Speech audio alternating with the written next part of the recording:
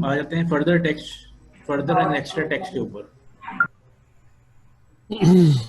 ठीक है, जो सवाल था आपका कि अगर आप अनरजिस्टर्ड से बाय या सेल करेंगे, तो अगर मैं अनरजिस्टर्ड से सेल करता हूँ तो 17% का जो स्टैंडर्ड रेट है जो मैंने पे करना ही है, लेकिन एक्स्ट्रा टैक्स भी मैंने पे करना है, जिसको बोलते हैं फर्दर टैक्स। अब यहाँ पे देखें, फर्दर और एक्स्ट्रा टैक्स दो अलग अलग वर्ड हैं। जो अनरजिस्टर्ड से मैं टैक्स चार्ज कर रहा हूँ वो 17% के ऊपर ही चार्ज कर रहा हूँ, उसको मैं बोलूँगा फर्दर टैक्स। ये वो टैक्स है जो मेरा अनरजिस्टर्ड कस्टमर होगा जिसको मैं सेल करूँगा उससे मैं चार्ज करूँगा, उसको मैं बोलूँगा फर्दर टैक्स है ये। इसी तरीके से एक होता है एक्स्ट्रा टैक्स। ठीक है, एक्स्ट्रा टैक्स फाइनेंस एक्ट 2019 के अंदर ख़त्म हो गया है, लेकिन यहाँ हमने डिस्कस करना इसलिए ज़रूरी है कि ये अभी ख़त्म हुआ है। हो सकता है कि किसी कंपनी के पास पिछले 2 साल पहले का कोई नोटिस आ जाए कि आप इन आइटम्स के अंदर डील करते हैं और इन आइटम्स के अंदर जो है आपने सेल टैक्स की प्रॉपर लायबिलिटी पे नहीं की है। तो आपको अगर ये पता होगा कि आपका जो टैक्स है वो एक्स्ट्रा टैक्स कैटेगरी के अंदर, जिसको बोलते हैं स्पेसिफाइड गुड्स, उसमें फॉल करता था, तो आप उस नोटिस को प्रॉपरली हैंडल कर लेंगे। आप उसको प्रॉपर कम्युनिकेट कर सकते हैं कि हमने जो है जिन आइटम से हम डील करते हैं वो इस लॉ के तहत स्पेसिफाइड गुड्स के अंदर फॉल करती थी, और चूंकि उनके ऊपर एक्स्ट्रा टैक्स लग गया था, और एक्स्ट्रा टैक्स का लॉ ये है कि उनकी जो फर्दर सप्लाईज हैं वो एग्जेम्प्ट हैं।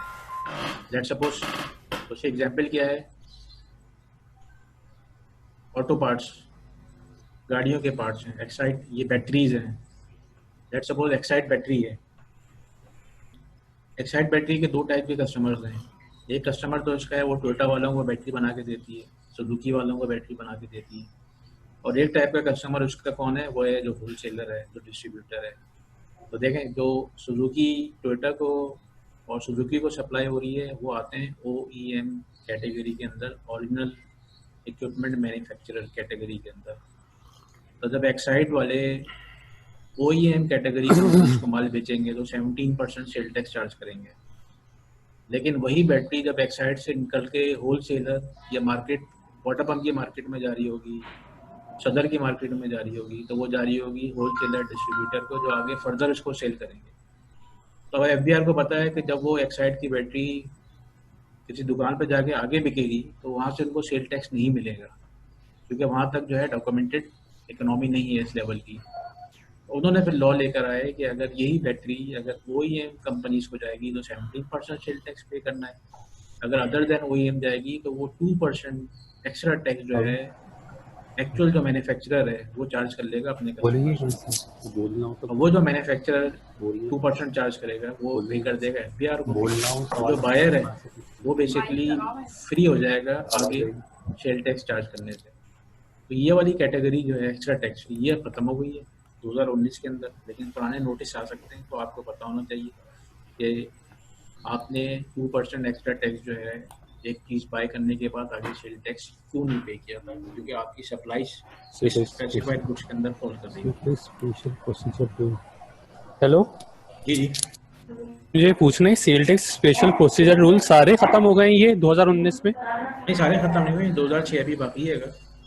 अच्छा, ठीक है ना, तो सारे खत्म नहीं किए, सिर्फ एक साथ खत्म किए तो बाकी सारे अभी अवेलेबल है। ये फर्दर एक्स्ट्रा टैक्स क्लियर हो गया आप लोगों को? हेलो, ये फर्दर टैक्स क्लियर है, एक्स्ट्रा टैक्स क्लियर है? वालेकुम अस्सलाम। ये सवाल है भी। ठीक है, तो एक्स्ट्रा टैक्स की इसके आज बेस की पे डेट की एक्स्ट्रा टैक्स तो अवेलेबल नहीं है अब। ठीक है, फर्दर टैक्स जी जी एलरेडी जी अपनी जगह पे आएगा बिल्कुल। फैसल साहब सेशन जी, मैं अहमद बात कंप्लीट कर नहीं रहा हूँ। होने अभी वाला। मैं थोड़े काम में बिजी था। आप मुझे इसके डिटेल्स व्हाट्सएप कर दें बस, इसकी जो प्लॉट्स वगैरह प्राइसेस हैं ना। और ये सेशन जो आपका अगर एंड हो रहा है तो रिकनेक्ट जी, करना है। अच्छा मैं मैं भी कर दूंगा, ठीक है आप जारी रखें, मैं कर दूँ। कनेक्ट कर ठीक, दूंगा। Thank you.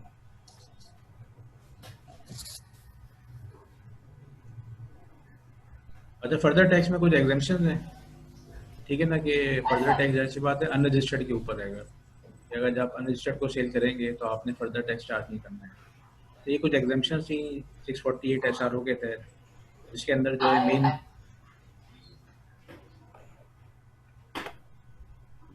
Good sale by retailer to end consumer, आप किसी शॉप के ऊपर जाते हैं, किसी से बाइंग करते हैं, कोई कपड़ा खरीदते हैं, तो ऐसी बात है आपसे सेल टैक्स चार्ज नहीं होता है, फर्दर टैक्स चार्ज नहीं होता है, क्योंकि वो इस कैटेगरी में आ रहा है good sold by retailer to end consumer. इसी तरीके से आइटम जो थर्ड शेड्यूल के अंदर फॉल करते हैं, वो भी ऐसी बात है कि अगर आप कोई शैम्पू खरीदते हैं तो वो शैम्पू भी किसी रिटेलर से जाकर या खरीदते हैं, और आप एंड कंज्यूमर्स होते हैं या बिस्कुट लेते हैं या सोप लेते हैं, तो उसके ऊपर चार्ज नहीं होता है।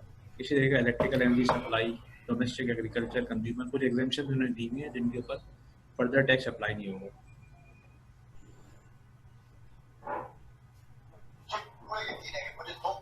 इसी तरीके से हमारा एक कॉन्सेप्ट है डेबिट एंड क्रेडिट नोट का।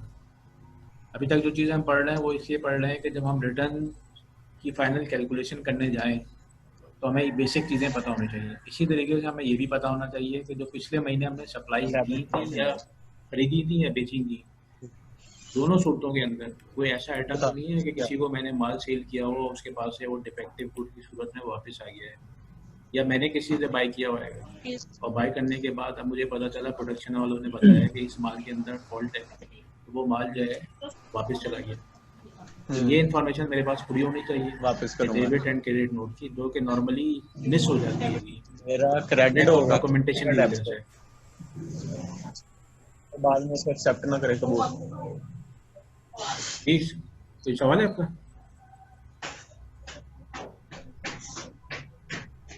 नहीं बदल भाई, ये सप्लाई कैंसिल हो सकती है, रिटर्न सिनेरियोज हैं कि इन सूरतों में क्या हो सकता है, सप्लाई कैंसिल भी हो सकती है, रिटर्न भी हो सकती है।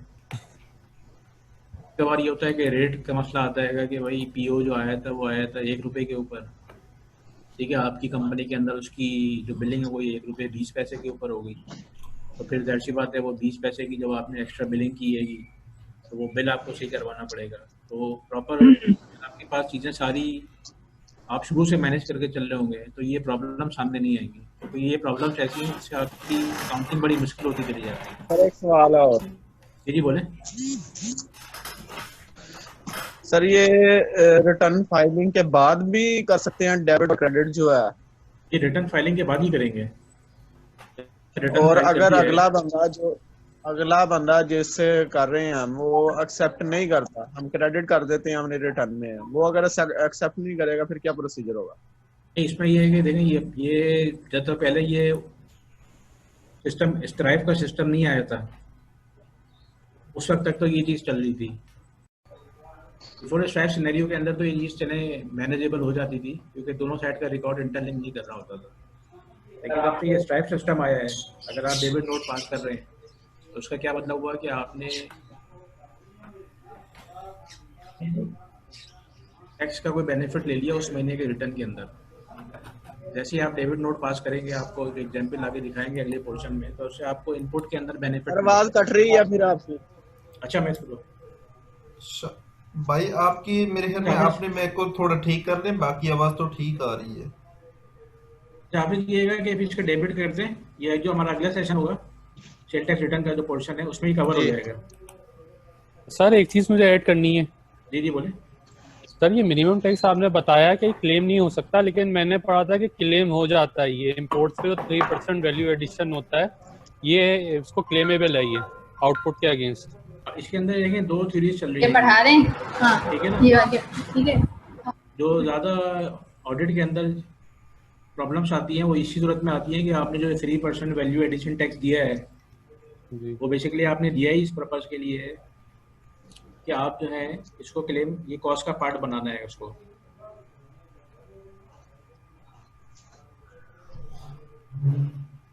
ठीक है ना जी। तो इसके ऊपर ये है कि मैं आपसे एक वो शेयर भी कर लूंगा ऑर्डर की कॉपी, ठीक है, पर्सनली, तो उससे एक आपके सामने पूरी पिक्चर आ जाएगी, क्योंकि लोग इसको क्लेम कर रहे होते हैं, लेकिन जब आप क्लेम करते हैं तो वही हो गया कि इनपुट एडजस्टमेंट ले लिया आपने, लायबिलिटी आपकी कम बन गई, जबकि एफडीआर बोलता है ये आपकी कॉस्ट का पार्ट है। सही है। तो ये जो अभी हमने चीज़ें देखी हैं पहले सेशन के अंदर, हम इसके बाद एनेक्सर पे आ रहे हैं कि हमें ये सारी चीज़ें करने के बाद हम एग्जाम्पल एक देख लेते हैं, 1 से 2 एग्जाम्पल्स हम देख लेते हैं, उसके बाद फिर हम एनेक्सर्स पे आ जाते हैं।